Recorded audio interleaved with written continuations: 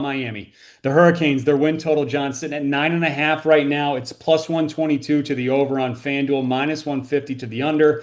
They returned 15 starters to this team, seven on offense. That's on an offense that put up over 43 points per game last season. Obviously, different quarterback, Carson Beck coming in off that injury. Can Shannon Dawson fix him is the big question mark. I like this marriage a lot. I do think if there's anybody that can fix what's been wrong with Carson Beck, it's Shannon Dawson. The defense, on the other hand, they do return like eight starters. Not sure if that's a good thing because they allowed over 30 points per game a year ago. The defense was terrible. Always a question mark. So I guess the real question for me, though, is how much pressure is on Mario Cristobal this year?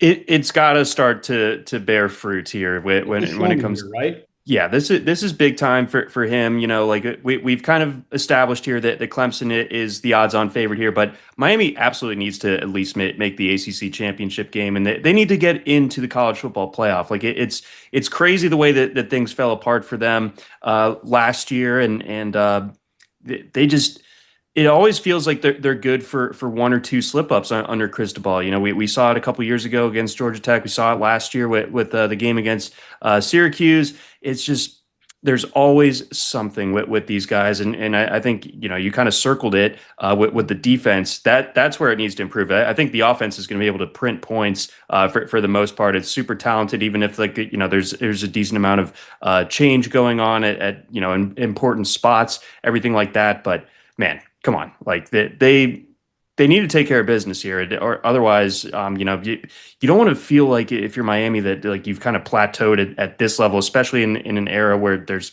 12 teams that can get into the freaking playoff. Like you got to be in there. Yeah, I mean, look, on one hand, yes, Miami has improved every season under Mario. They've gone from 5-7 to 7-5 to 10-3 last year, but they're still just like this bad taste in your mouth with Miami right now.